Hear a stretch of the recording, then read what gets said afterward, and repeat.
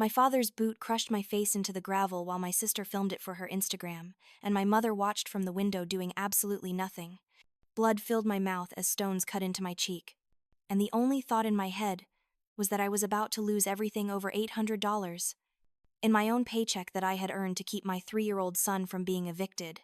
That was the night I stopped being their ATM and started planning something they never saw coming. If you have ever been the family cash machine, if you know what it feels like to sacrifice everything and get nothing but abuse, hit that like button and stay with me because what I did next destroyed them without me lifting a finger. Subscribe to see how I used corporate policy as a weapon. And comment below if you have ever wanted revenge on people who called it family. This is the story of how I buried them in paperwork and never looked back. It started like most toxic family dynamics do. Slowly. So gradually, that you do not even notice. You are drowning until water fills your lungs. I was 26 years old. A single mother to my beautiful 3-year-old son, Noah. And I had been the family's unofficial bank account for as long as I could remember. Every paycheck I earned as a customer service representative at a local telecommunications company went straight into the black hole of my family's endless needs. My father Liam needed money for bills he claimed he could not pay. My mother needed money for things she insisted were essential for maintaining the family's image. And Chloe, my younger sister, needed money for her photography career, which seemed to consist mainly of expensive photo shoots that never quite materialized into actual income. The pattern had been established when I was 16. I got my first job at a fast food restaurant, working after school and weekends. I was proud of that first paycheck. Had plans to save for college. Maybe buy myself something nice for once. My father intercepted me at the door the day I brought it home. "There is a problem with the electric bill," he said, his hand already extended. "Family takes care of family. Abigail, you understand that?" "Right." I handed over most of my check, keeping just enough for lunch money at school. The electric bill, I found out months later from a comment my mother made, had never been in danger. But by then, the pattern was set. My money was not really mine. It belonged to the family, which meant it belonged to everyone except me. I lived in a tiny rented house with Noah, barely scraping by. While my family lived in comfort funded by my exhaustion, the house I rented was in a rough neighborhood. The kind where you heard sirens most nights and kept your doors locked, even during the day. The walls were thin, water-stained, and the heater barely worked. Noah's room was the size of a closet, but I had painted it myself in cheerful yellow, bought him a nightlight shaped like a moon, tried to make it feel safe and warm. Meanwhile, my family lived in a 4-bedroom house in a decent suburb, with a manicured lawn and 2 cars in the driveway. My father drove a newer model sedan. Chloe had a walk-in closet that was bigger than Noah's entire room, and I paid for it. Not all of it, but enough. The internet bill, the cell phone plans, the streaming services, the credit card payments when they overspent, the emergency funds when something broke or someone needed something. I worked double shifts, picked up extra hours, and every single time I thought I might finally have enough to breathe, someone would call with another crisis, another emergency, another reason why I owed them my survival. The calls always came at the worst times. When Noah had a fever and I was at the pharmacy trying to figure out if I could afford both the medicine and groceries, when my car broke down and I was counting coins to see if I could pay the mechanic, when I was sitting at my kitchen table at 2 a.m, crying over bills I could not pay. They would call asking why I had not sent money yet. The guilt was the worst part. They had raised me on guilt. I fed it to me with every meal, woven it into every conversation. "After your father took you in," my mother would say, conveniently forgetting that taking me in meant raising his own daughter. "After all we sacrificed for you. After everything we gave up." The implication was always clear. I owed them. I would always owe them. And the debt could never be repaid. The Tuesday it all shattered started ordinarily enough. I was sitting at my cramped kitchen table, calculator in hand, trying to figure out how to pay rent when I was already 2 weeks late. The overhead light flickered, casting yellow shadows across the pile of bills spread before me. Electric bill, $247. Water bill, $83. Groceries, which I had been stretching with rice and beans for 2 weeks, needed another 100. Noah needed new shoes because his toes were starting to poke through the front of his current ones. And rent. Always rent. Looming over everything like a thundercloud. $1,200 due. And I had maybe $400 in my account after my last paycheck. Noah was curled up on our secondhand sofa, his small body rising and falling with the innocent sleep of a child who still believed his mother could fix anything. He was clutching his dinosaur toy, the blue T-Rex I had bought him at a thrift store for his 3rd birthday. It was missing one eye, and the tail was held on with duct tape, but he loved it fiercely, looking at him sleeping there. So trusting. So unaware that we were 2 weeks away from being homeless. Made my chest ache with a love so intense, it was almost painful. My phone buzzed, shattering the quiet. A text from Sarah Jenkins, my landlord. The message was brief and devastating. Abigail, I have been patient, but I need the rent by Friday, or I will have to begin eviction proceedings. I have other people interested in the property. I am sorry, but I have bills too. My hands were shaking when my father walked through the door without knocking. He never knocked. In his mind, anything I had was really his, including my space, my time, and my money. The funny thing was, I had given him a key years ago, during one of his manufactured emergencies.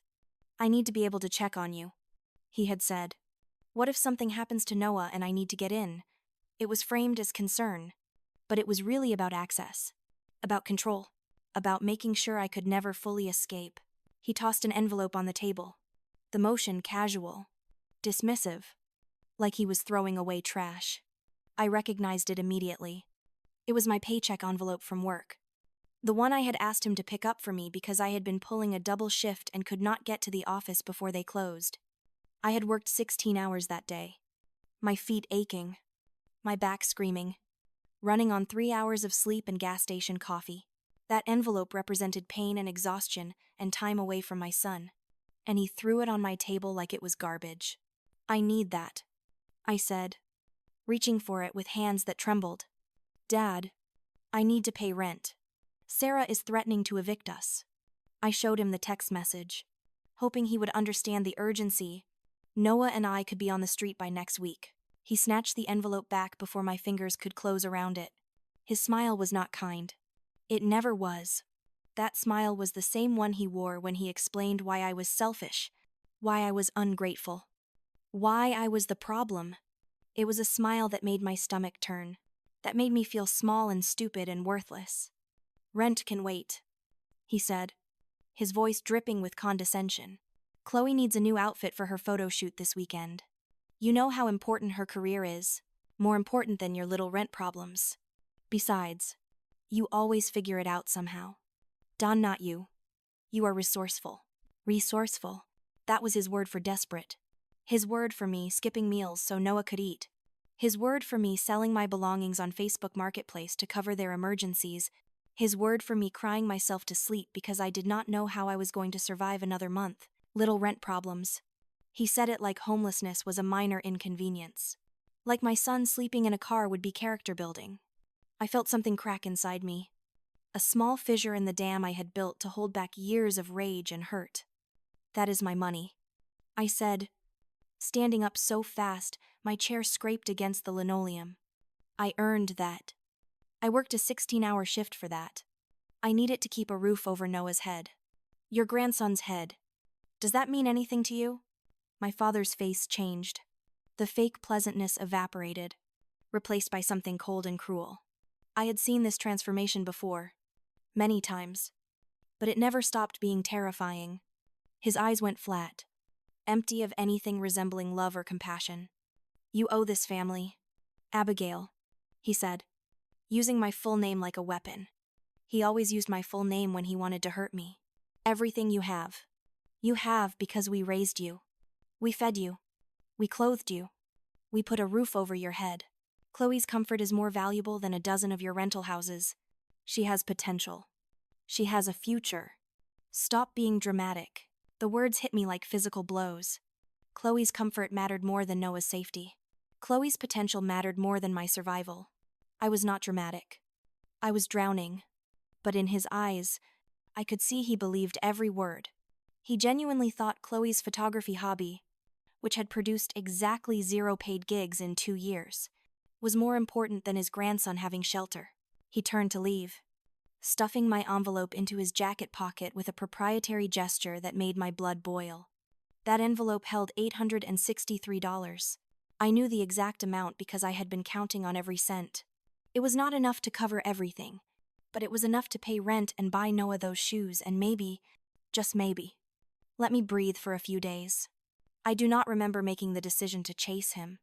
My body moved on instinct, driven by desperation and a mother's primal need to protect her child. I grabbed his arm in the doorway, trying to pull him back, trying to reach the pocket with my paycheck. "Give it back," I said, my voice breaking. "Please. I am begging you. I need that money. No one needs that money. We will be on the street without it." He shoved me. Hard. Harder than I expected. Harder than he had ever put his hands on me before. There had been moments over the years, tense confrontations that came close to violence, but he had never actually hit me. Until now, I stumbled backward through the door, my arms windmilling as I tried to catch my balance. My feet hit the gravel of the driveway and I went down, my palms scraping across the sharp stones. Pain exploded through my hands and knees. I felt skin tear, felt the hot sting of blood welling up, before I could even process what was happening, before I could push myself up or cry out. My father was standing over me. His shadow fell across me, blocking out the weak glow of the porch light. His boot came down on the back of my head, pressing my face into the gravel. The stones cut into my cheek, my forehead, my lip. One of them caught the corner of my mouth, and I felt my tooth cut into my inner lip. The coppery taste of blood flooded my mouth, mixed with dirt and the bitter taste of fear. Gravel pressed into my skin, each small stone a point of agony. I could not breathe properly with my face pressed into the ground. Panic surged through me. "You think you can tell me no?" His voice was almost conversational, like he was discussing the weather while he ground my face into the ground. Like this was normal. Like this was something I deserved. "You are a burden, Abigail. You always have been. You should be grateful we even acknowledge you. Grateful we let you be part of this family at all. Do you know how many times I have wanted to just cut you off completely, but your mother? She has a soft heart. She convinced me to keep helping you. And this is how you repay us, by fighting me over money that rightfully belongs to this family."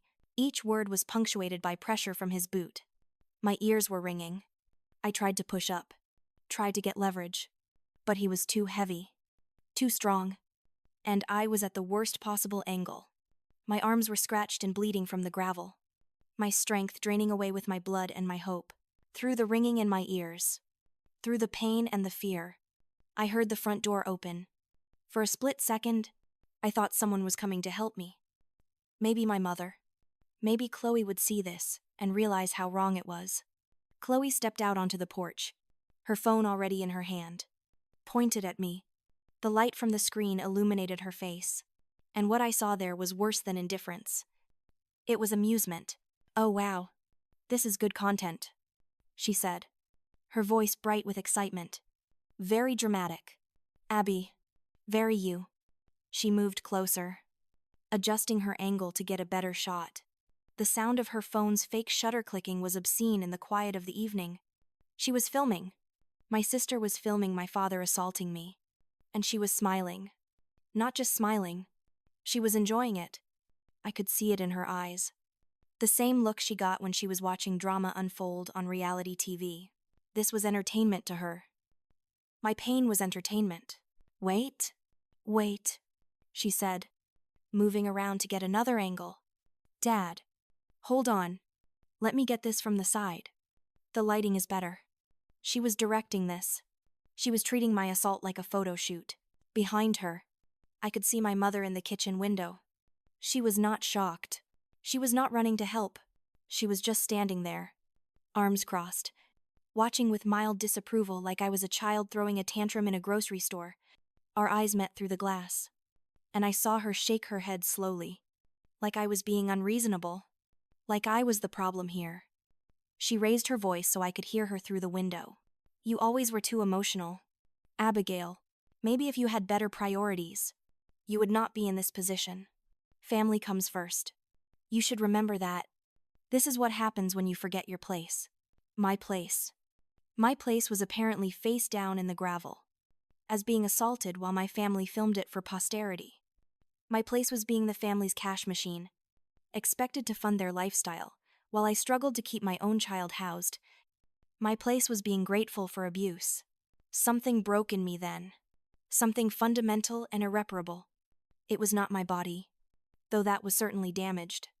It was deeper than that. It was the last thread of hope I had been clinging to. The foolish belief that somewhere under all the dysfunction and cruelty, these people loved me. They did not. They never had. I was useful to them. I was a resource to be exploited. But I was not family. Not really. Not in any way that mattered. I stopped struggling against the boot on my head. I stopped trying to reason or plead or explain.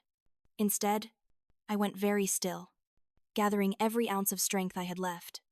I thought about Noah, asleep inside, innocent and trusting. I thought about what he would learn if he saw me like this. If he grew up watching his mother be treated like garbage. I thought about the kind of man he might become if this was his model for how families worked. And I thought about the kind of mother I wanted to be for him. Not this. Never this. Then I exploded upward with everything I had. I brought my arms up and shoved my father's leg away with both hands, using momentum and surprise more than strength. He stumbled back, his boot sliding off my head, his arms pinwheeling for balance. I stood up fast, ignoring the way my head spun, ignoring the pain screaming through my torn hands and bleeding face. Blood dripped from my split lip, running down my chin. My hands were torn and bleeding, embedded with gravel. I could feel something warm running down from a cut on my forehead, getting in my eye. I wiped it away with my forearm, leaving a streak of blood and dirt across my face. I looked at all three of them. My father with his self-righteous fury and his twisted justifications. My sister with her phone and her smile and her complete lack of empathy. My mother, with her judgment and her crossed arms and her absolute conviction that I was the one in the wrong here. I looked at them and I finally saw them clearly. Not as my family, not as people who loved me despite their flaws, but as my abusers, as people who had spent my entire life training me to accept mistreatment as love. You are going to regret this, I said. My voice did not shake. It was cold, flat, final. It was a voice I had never used before, pulled from some deep place inside me that had been waiting for this moment. All of you, my father laughed. Actually laughed. Are you threatening me? In front of witnesses, he gestured to Chloe, who was still filming, her smile wider now. You are out of control. Abigail, you are having some kind of breakdown. Everyone can see it. Maybe we should call someone to do a wellness check on Noah.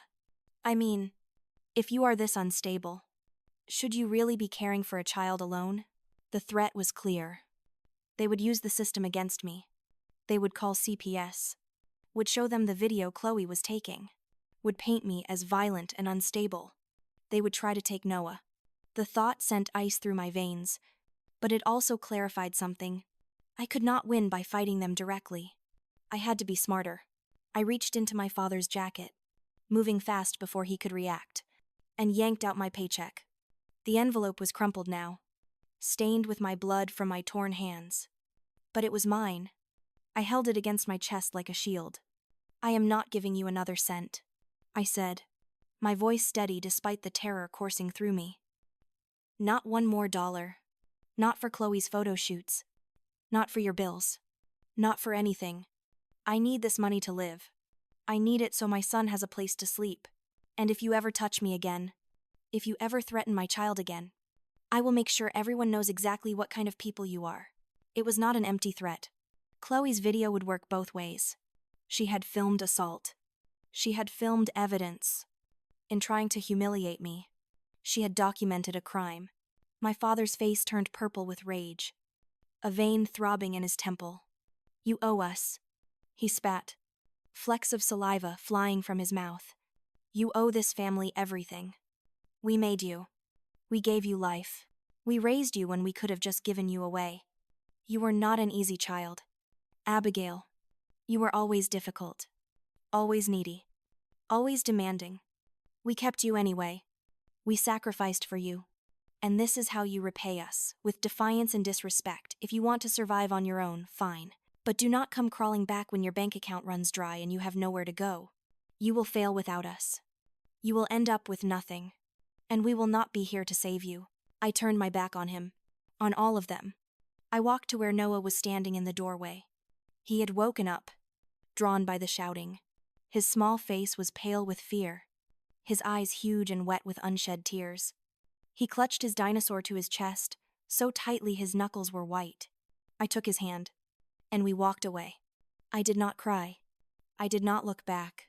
I could hear Chloe calling after me, her voice mocking, "Good luck living in your car.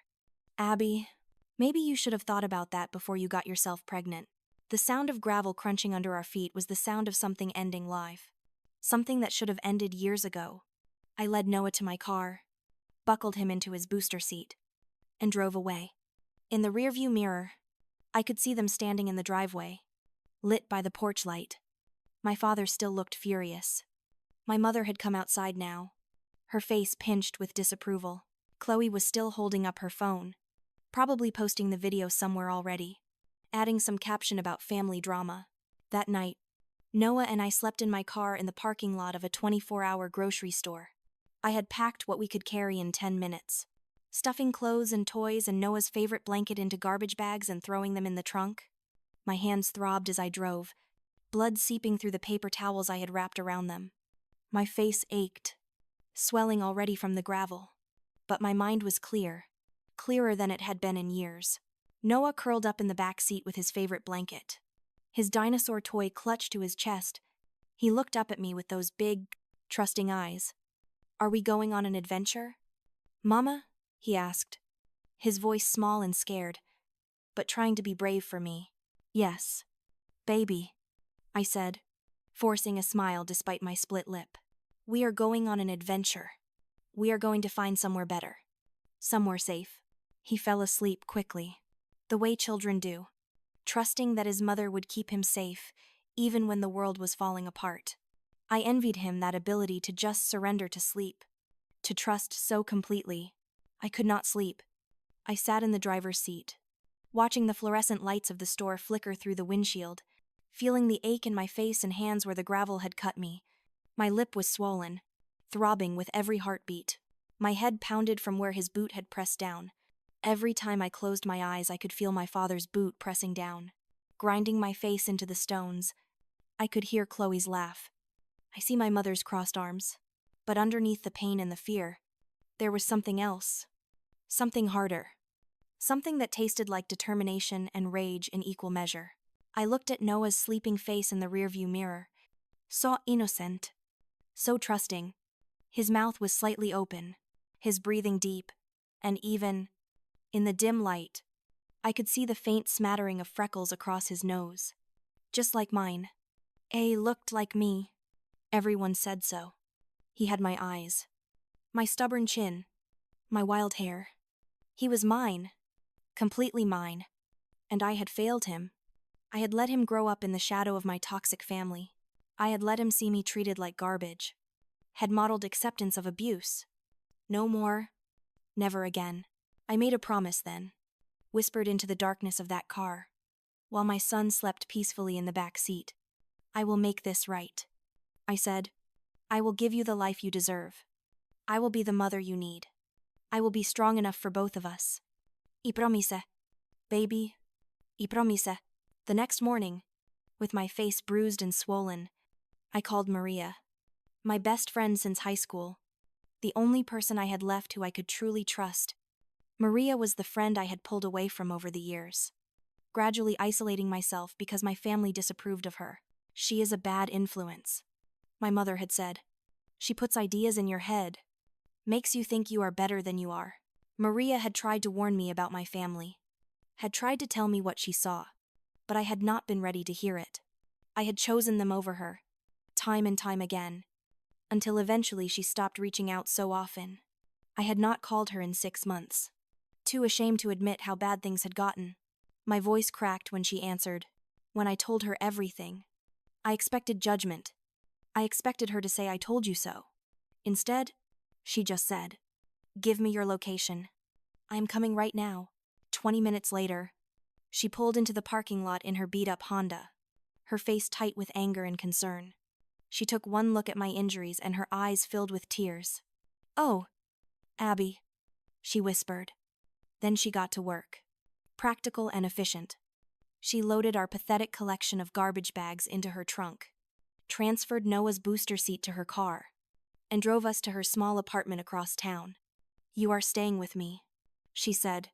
"No arguments. For as long as you need." Her apartment was tiny, barely bigger than my rental house, but it felt like a palace. It was clean and warm and safe. She gave us her guest room, which was really just a converted office with a futon, but it had a door that locked, and that was all that mattered. She helped me clean my wounds, applying antiseptic that stung so badly I had to bite my lip to keep from crying out. She gave me ice for my swollen face, painkillers for my headache. She sat with Noah while I showered, washing blood and dirt and gravel out of my hair, watching the water run pink down the drain. Over the next week, Maria became my lifeline. She took time off work to help me look for apartments, helped me search online job boards for anything that paid better than my current position. She watched Noah when I had to work, never complaining, never making me feel like a burden. She listened while I cried, raged, grieved the family I had wanted but never actually had. "You have Noah," she told me one night while we sat at her kitchen table, both of us exhausted. "That is all you need. That little boy loves you more than anyone in that toxic family ever did. You are going to be okay. And I am going to help you. You are not alone anymore. Abby, you have me. You have always had me. Even when you pushed me away." I cried then. Really cried for the first time since it happened. Not quiet tears, but huge, gulping sobs that hurt my bruised ribs and made my head pound worse. Maria held me while I fell apart. And when I finally stopped crying, she made me tea, and we started making plans. Real plans. Practical plans. A budget. A timeline. Goals. I threw myself into work with a ferocity I did not know I possessed. I picked up every extra shift available at the telecommunications company. I signed up to work as a barista at a coffee shop near Maria's apartment, getting up at 4 a.m. to open. I took a job cleaning office buildings 3 nights a week, working until midnight with industrial cleaners and a vacuum. I was exhausted all the time, running on 4 hours of sleep and gas station coffee, but I was making progress. I was saving money. Slowly, painfully slowly, but it was mine. Nobody was taking it from me. I used every spare moment to study. I had always been good with systems, good at understanding how things worked. Now I channeled that into something practical.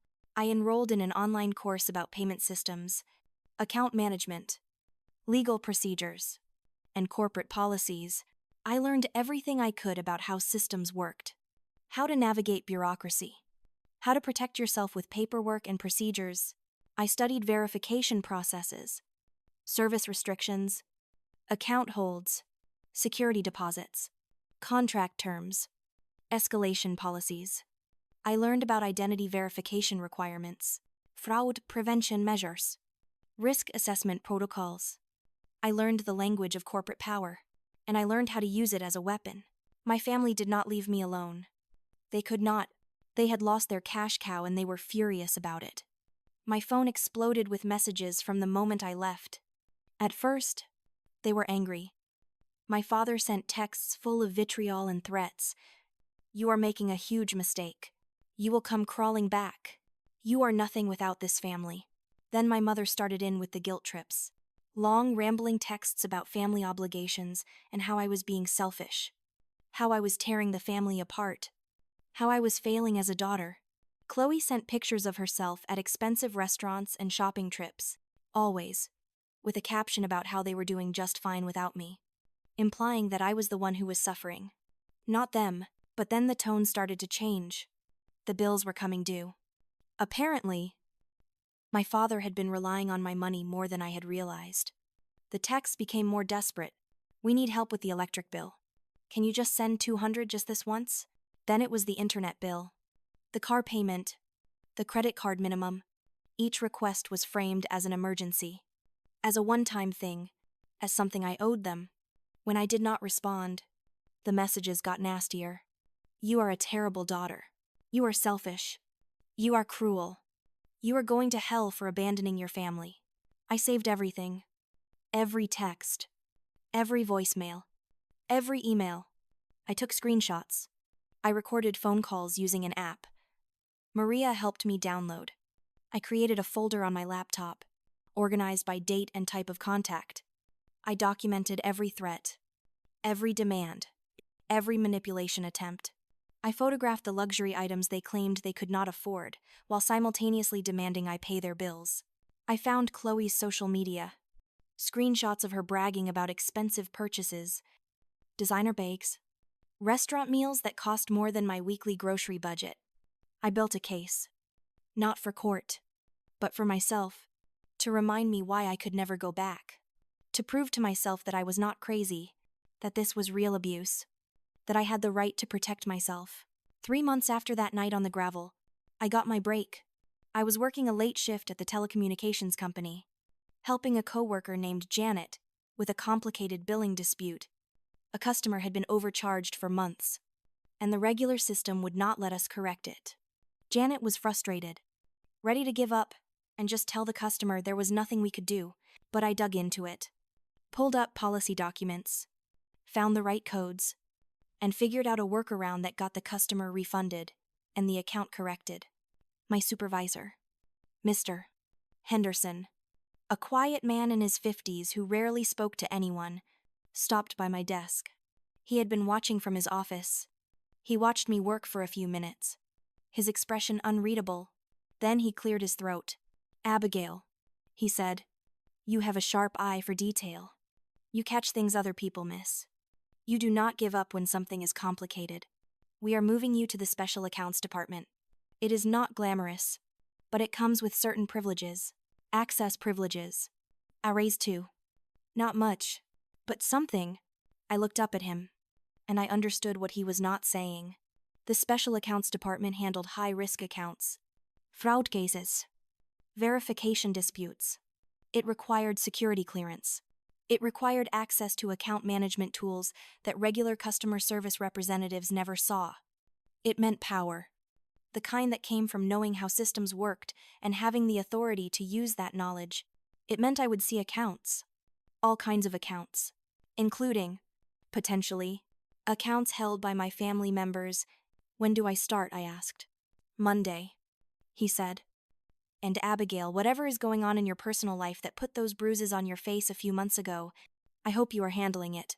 This department has resources, employee assistance programs, legal referrals. You do not have to do everything alone. Thank you, I said, my voice thick with emotion. I will keep that in mind. The universe has a sense of irony. 2 weeks after I started in special accounts, after I had been trained on all the systems and given my access credentials, Chloe showed up at my workplace. I was on my lunch break, eating a sandwich I had packed from home, when the receptionist called my extension. There is someone here to see you, she said. Your sister, she seems upset.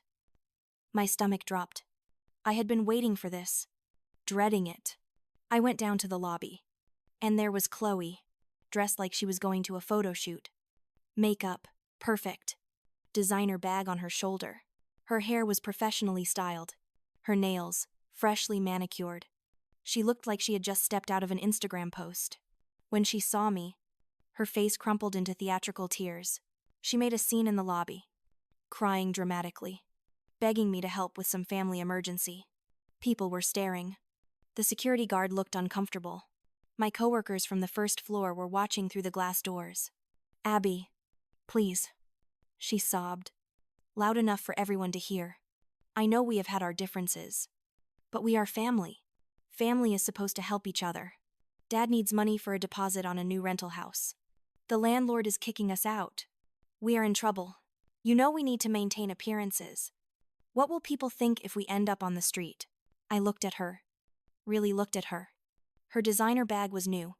Probably $500 at least. Her jacket was expensive. Real leather. Her boots were the kind that cost more than my monthly grocery budget. She was not being evicted.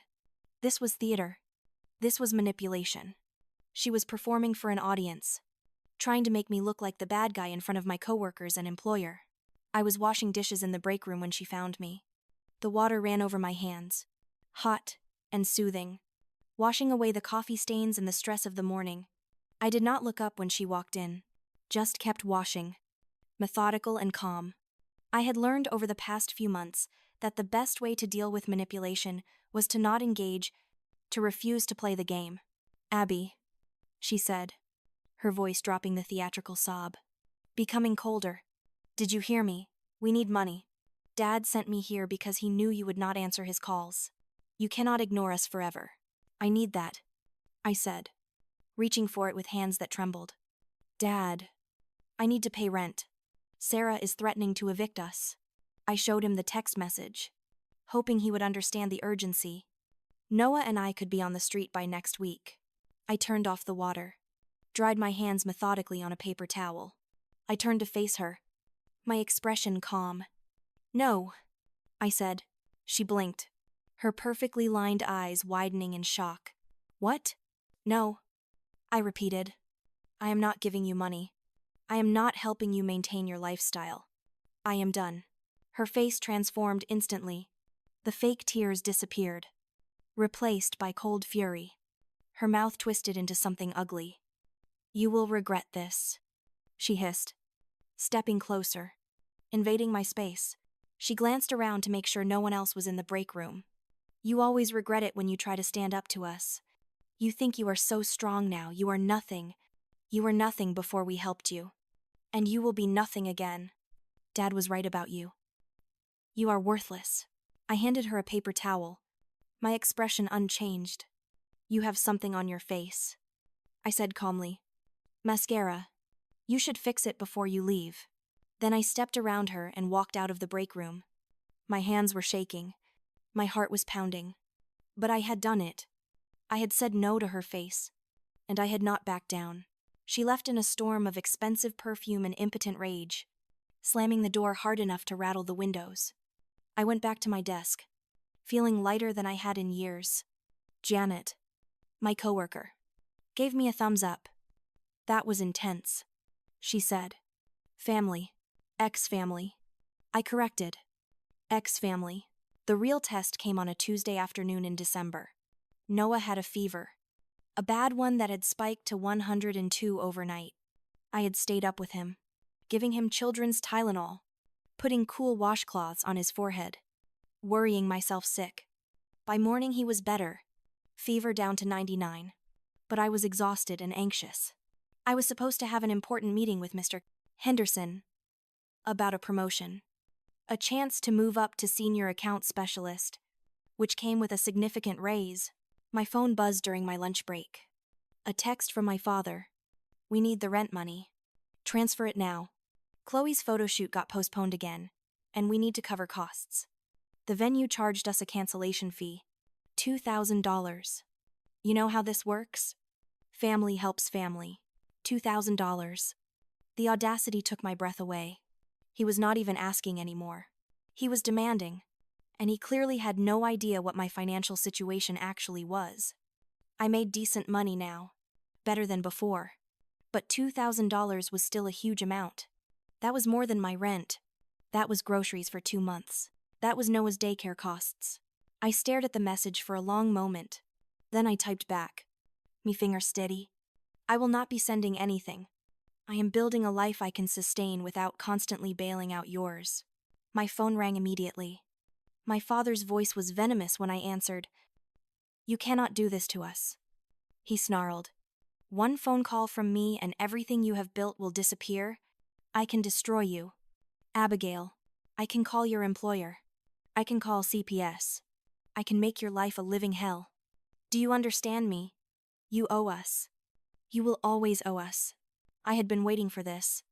I had practiced this conversation in my head 100 times. I took a breath, pulled up the notes I had been preparing for months on my computer screen, and spoke in the calm, a professional voice I had learned from hours of customer service training and my new position in special accounts. "If you call me again demanding money, I will file for a protective order," I said. I will also notify the service providers that I no longer authorize access to accounts under my name or link to my information. You will have to verify your identity, provide proof of address and income, and pay non-refundable deposits. That is their policy. I have the right to enforce it. I am not your ATM anymore. I am not your backup plan. I am done. There was a stunned silence. Then he laughed. But it sounded forced. Brittle. You are overreacting, he said, his voice trying for reasonable and missing by a mile. Family, honor, responsibility. These things matter. You cannot just walk away from your obligations. I am your father. You owe me respect. I cut him off. This is not overreacting. This is policy. This is me enforcing my boundaries. And if you threaten me again, if you contact my employer, if you call CPS with false reports, I will pursue legal action for harassment. I have documented everything. Every text. Every call. Every threat. I have evidence of assault. I have the video Chloe took. The one she thought was so funny. It shows you assaulting me. Goodbye, Dad. I hung up. My hands were shaking, but they were steady enough to do what came next. I logged into my work system, accessed the special accounts database, and pulled up the accounts I had been monitoring for weeks, my family's phone accounts, registered under my father's name, but using my email as the secondary contact because I had set them up years ago. Their internet service, still linked to my information. Their streaming subscriptions, their credit accounts that I had co-signed on when I was young and stupid and desperate for their approval. I went through each one methodically. Following the procedures I had learned, I flagged the accounts for verification due to discrepancies in the contact information. I submitted fraud alerts because the accounts were using my information without my current authorization. I requested identity confirmation for the primary account holders. I placed service holds due to irregular payment history, which was true because my father had missed payments before, relying on me to cover them. I required security deposits for continued service. Sitting risk assessment protocols. I used every tool the system gave me. Every policy and procedure designed to protect companies from fraud and risk. I was not breaking any rules. I was not doing anything illegal or even unethical. I was simply enforcing the terms and conditions that everyone agreed to but nobody ever read. The system was designed to protect itself, and now I was using that protection for myself. It felt like poetic justice. They had used systems to control me, to trap me, to make me feel like I had no choice. Now I was using systems to free myself. The fallout was immediate and more intense than I had anticipated. Within days, my family's phones were disconnected due to failure to verify account ownership. Their internet service was suspended pending completion of identity verification and payment of a security deposit. Every streaming service that had been under my name was canceled. The credit accounts I had co-signed on were frozen pending verification of all parties. Their world, built on the foundation of my support and my credit, began to crumble. The calls started coming. Frantique. Desperate. Completely different in tone from before. My mother called first, crying. Something I had never heard before. Abigail, please. She sobbed. We do not have internet. I cannot work from home. Your father is furious. What have you done? Why are you doing this to us? We are your family. I listened to the voicemail but did not respond. I saved it to my evidence folder. My father called raging, threatening, his voice so full of venom that I had to hold the phone away from my ear. You spiteful little witch, he screamed. You did this on purpose. You are destroying this family. I will make sure everyone knows what you are. I will tell everyone you are mentally unstable. I will ruin you. I saved that voicemail too. Then came the pleading. Texts from my mother. Please. Abigail. We can talk about this. Let us work this out. We are family. Families fight sometimes.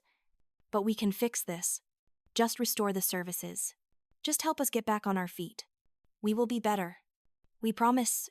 I saved the texts but did not reply. Chloe sent messages that swung wildly between begging and attacking. You are such a bitch. Abby, you always were jealous of me. You could not stand that I was the favorite, that I was prettier, more talented, more loved. This is just you being petty and vindictive. Then, an hour later, please, I am sorry. I am so sorry for everything. Please help us. I did not mean the things I said. I was just stressed. We all were. Please. I saved everything and blocked her number. For 2 weeks, I held firm. I went to work. I picked Noah up from daycare. I made him dinner. I helped him with his bath and read him stories and tucked him into bed. I lived my life like a person who mattered. Because I was finally starting to believe that I did. I attended my meeting with Mr. Olisey, Henderson, and got the promotion. I signed the lease on a small 2-bedroom apartment. Nothing fancy, but it was mine. I bought Noah new shoes, the kind with lights in the soles that he had been wanting. I bought myself a new winter coat, the first new coat I had owned in 5 years. I started to breathe, but then came the night that nearly broke me. It was 3 weeks after I had cut off their services. Late on a Friday evening, I was making dinner. Noah was playing with his toys in the living room when someone knocked on my door. Not a normal knock, a pounding, desperate, continuous hammering that made Noah look up in fear. I looked through the peephole and saw Chloe. She was soaked from the rain that had started falling an hour ago. Her makeup was running down her face in dark streams. Her hair hung in wet ropes around her shoulders. She looked nothing like the polished influencer wannabe she usually presented to the world. She looked desperate and small and broken. I almost did not open the door. Every instinct told me not to. But something in her face, some echo of the sister I had loved as a child before the toxicity had fully taken hold, made me unlock the deadbolt. Please, she said, the moment the door opened, not even waiting for me to speak. Just this once. Abby, please. I am begging you. We are drowning. The landlord actually is evicting us now. Dad lost his job. Mom is sick. Everything is falling apart. I know I do not deserve your help. I know I have been terrible to you. But please, do not let us end up on the street. Do not make us look like fools. Please. I stood in the doorway, my hand on the frame, blocking her from coming inside. I could see Noah's toys scattered on the floor behind me. Could hear the sound of his cartoon playing softly from the TV. This was my space. My home. My life. My safe place. And she was not welcome here anymore. The rain dripped off her onto my welcome mat, forming a small puddle. I looked at her. Really looked at her. And I tried to find some sympathy. Some echo of sisterly love. But all I could see was her smile when she filmed me on the gravel. All I could hear was her voice calling it good content. All I could remember was years of her taking from me. Mocking me. Treating me like I was less than human. No, I said. You had chances. I filled your holes for years. I sacrificed my own well-being. My own child's security. To keep you all comfortable. I am done. Her face crumpled. But we are family, she whispered. And it sounded almost genuine. Family is supposed to be there for each other. Through thick and thin. You cannot just abandon us. Family does not film each other being abused for entertainment, I said, my voice steady. Family does not let someone grind your face into gravel while they watch and do nothing. Family does not treat you like an ATM, and then act shocked when you finally say no. You made your choice that night. Chloe, all of you did. Now live with it. She tried once more. Abby, please. I am sorry. I am really, truly sorry. I was wrong. What I did was wrong. I know that now. Please give me a chance to make it right. For a moment, I wavered. She sounded genuine. She looked broken. Part of me, the part that had been trained for 26 years to put my family first, wanted to help. Wanted to believe that people could change. Wanted to fix this. But then I remembered Mr. Henderson's words. This department has resources. You do not have to do everything alone. And I realized that helping Chloe would not fix anything. It would just reset the pattern. It would teach her that if she just pushed hard enough, cried hard enough, I would eventually break. I am sorry you are going through hard times, I said. I genuinely am, but I cannot help you. I have to protect myself and my son. That has to come first. I hope you figure things out. But I cannot be part of the solution anymore. I closed the door. I listened to her sob on the other side for a few minutes. then heard her footsteps retreating down the hall. I locked the deadbolt, walked to my couch, sat down next to Noah, and pulled him into my lap. He looked up at me with those big, trusting eyes. "Who was that?" "Mama," he asked. "Someone from my old life." "Baby," I said, hugging him tight. "But they are not part of our life anymore. We are safe now. Just you and me." The months that followed were a strange mix of hardship and growth. Money was still tight. Tighter than I wanted. But it was my money. Allocated according to my priorities. I was not rich. Would never be rich. But I was stable. I could pay my bills. I could buy groceries without counting every penny. I could save a little each month, building an emergency fund that was actually for emergencies, not for funding other people's lifestyle choices. My family tried everything to get back into my life during those months. My father called me every name he could think of during that winter. Coward, ungrateful, vindictive, worthless, mentally ill, a disgrace, a terrible mother, a failure as a daughter. He left voicemails filled with such vitriol that I had to delete them after saving them, unable to listen to them more than once. But none of it touched me the way it used to. The words bounced off something hard I had built inside myself. A wall of self-worth that I had constructed brick by brick over months of therapy, which Maria had helped me find through her insurance. Yes, therapy. The employee assistance program Mr. Henderson had mentioned provided 6 free sessions, and I used every one. Then I found a sliding scale clinic where I paid what I could afford. Dr. Patricia Chen became my lifeline in a different way than Maria was. She helped me understand that what I had experienced was real abuse. She taught me about trauma bonding, about learned helplessness, about the cycle of abuse. She helped me stop feeling guilty for protecting myself. "You are not responsible for their choices," she told me in one session. "You are not responsible for the consequences of their actions. They created this situation. They burned the bridge. You just stopped rebuilding it." One afternoon in early spring, 6 months after the gravel incident, they showed up at my workplace. Security called me down to the lobby, and there they were, my father and mother, trying to get past the front desk. They looked different, smaller somehow. My father's suit was rumpled. His hair needed cutting. My mother's face was drawn, tired. They were not the imposing figures of my childhood anymore. They were just 2 aging people who were facing the consequences of their choices. They had papers in their hands, printouts of account requirements and verification forms. Patricia, the security guard who I had gotten to know over my lunch breaks, had already stopped them.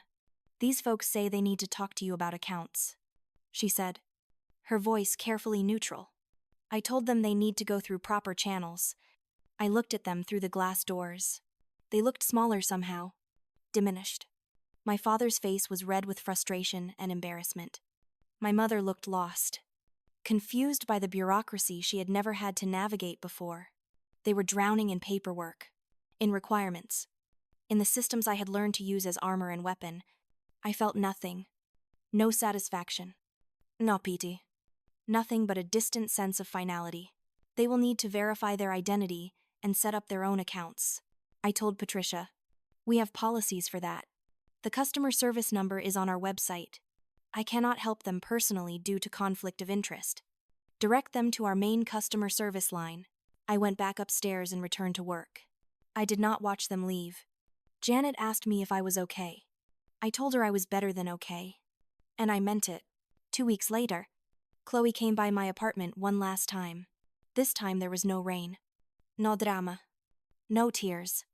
She just stood in the hallway, holding a cardboard box, taped shut, my name written on it in her looping handwriting. She looked different, too. Her hair was in a simple ponytail. She wore jeans and a plain shirt. No designer labels, visibly. She looked like a regular person. "Not an Instagram fantasy. Some of your things," she said when I opened the door. "Stuff I borrowed over the years. Books, jewelry, even that hoodie you always asked me to return. I thought you might want them back." I took the box. It was heavier than I expected. "Thank you," I said, and meant it. She nodded, shifted her weight. "I am sorry," she said. Her voice was quiet, stripped of its usual performance. For what it is worth, I really am sorry. For everything. For filming that night. For treating you like you were less than. For taking advantage of you for so many years. I do not expect forgiveness. I just wanted you to know that I finally understand what we did to you. What I did. It was wrong. You deserved better. I stood there, holding the box, looking at my sister. The sister who had tormented me, mocked me, contributed to my abuse. The sister, who was also a product of the same toxic family system I had escaped. I could see genuine remorse in her eyes. But I also knew that remorse was not enough. That saying sorry did not erase years of harm. I appreciate you saying that, I said finally. I really do. But I cannot have you in my life. Not now. Maybe not ever. I need to protect my peace. I need to protect my son. I hope you understand. She nodded, her eyes filling with tears she did not let fall. I understand, she said. Take care of yourself. Abby, take care of Noah. She turned and walked away. I closed the door, set the box on my entry table, and did not open it for 3 days. When I finally did, I found the things she had mentioned and more. Photos of us as children, before everything got so toxic. A bracelet my grandmother had given me that I thought I had lost. A note, written in Chloe's handwriting. I deleted the video. I should have done it that night. I should have stopped him. I am sorry I did not. I hope someday you can forgive me. But I understand if you can't. You were always the strong one. You were always the one who really cared. I see that now. I put the photos in a drawer. I wore the bracelet. I kept the note in my evidence folder. But I also kept it where I could see it. Not because I forgave her. Not yet. Maybe not ever. But because it reminded me that people could change, even if that change came too late to fix what was broken. Spring came. And with it, new beginnings. I signed a lease on a small 2-bedroom apartment in a better neighborhood. Noah got his own room, painted in his favorite color blue, with glow-in-the-dark stars on the ceiling. I bought him a real bed frame, not just a mattress on the floor. I put his toy dinosaur on the windowsill. Let the sunlight stream in over our furniture. A mix of second-hand finds and a few new pieces I had saved for. I hung curtains. I bought plants. I made it home. Noah and I had a routine now. A real routine that was not built around crisis and other people's needs. We had breakfast together every morning. I dropped him at daycare, went to work, picked him up in the evening. We made dinner together. Him standing on a stool to help me stir. We read books before bed. His favorite dinosaur encyclopedia that he had memorized. We had movie nights on Fridays. We went to the park on Saturdays. We had a life. A real, stable, peaceful life. One Saturday morning, we were at the park. Noah's favorite one with the big slide and the swings. He was playing on the climbing structure, fearless and laughing, his voice ringing out clear and happy. I was watching him, feeling that intense love that still sometimes took my breath away. When I saw my father, he was standing at the edge of the playground, about 30 feet away, hands in his pockets, watching us. Just watching. He looked older than I remembered. His hair was grayer. His shoulders were slumped. He looked like a man carrying the weight of his choices. We made eye contact, and something passed between us. Not forgiveness. Not reconciliation. Just acknowledgement. He saw me. I saw him. And there was nothing left to say. Noah ran past him, completely unaware, chasing a ball that had rolled toward the parking lot. Abby, careful, I called out. Jogging over. Noah stopped, grinned at me, kicked the ball back toward the play area. He was close enough to my father that they could have touched. But Noah did not even notice him. To Noah, he was just another stranger at the park. My father watched his grandson run past him. Watched this child he had never really known, had never really cared about, except as leverage over me. Something crossed his face then. Regret, maybe? Or just realization of what he had lost. He opened his mouth like he wanted to say something, but I shook my head. No. Not here. Not now. Not ever. I took Noah's hand and led him to the swings. I buckled him in, the safety strap snug across his lap. I pushed him gently, then harder as he demanded, "Higher, Mama." Higher. His laughter filled the air, bright and unburdened. He did not carry my trauma. He would not carry my pain. I had broken that cycle. That was my victory. That was my revenge, if you wanted to call it that. Not hurting them the way they hurt me, but refusing to pass that hurt forward. I looked over my shoulder once. My father was still standing there, hands in pockets, watching us. His face was unreadable at this distance. Maybe he was thinking about apologies he would never give. Maybe he was plotting some new manipulation. Maybe he was just a tired old man realizing too late what he had destroyed. I did not know, and I realized I did not care. He stood there until the sun shifted, until the shadows grew long, until other families started arriving for afternoon play. Then he turned and walked away, his figure growing smaller with each step until he disappeared around the corner. I kept pushing the swing. Noah kept laughing. The sound filled the air, filled the empty spaces. I filled the place where all those old chains used to be. I was free. Truly. Finally free. And so was my son. Now I look at my life and barely recognize the woman I used to be. That woman who believed she was worthless without her family's approval. That woman who thought love meant sacrifice until you had nothing left. That woman who let someone grind her face into gravel because she had been trained to believe she deserved it. She is gone, and I do not miss her. I have a job I am good at, one where I am valued and respected. I was promoted again last month, to senior account manager. I make enough now to not just survive, but to live. I have a home that is mine, where I make the rules, where violence and cruelty are not allowed through the door. I have a son who will grow up knowing that he has value, that his needs matter, that nobody has the right to treat him like he is disposable. I have boundaries now, real ones, and I enforce them without apology or guilt. I have learned that family is not an excuse for abuse, that blood does not entitle anyone to your destruction, that sometimes the most loving thing you can do for yourself is walk away and build something better. Was it worth it? Every single second? Every difficult moment? Every tear? Every night sleeping in my car? Every time I had to tell someone no and mean it? Every time I had to choose my well-being over their comfort?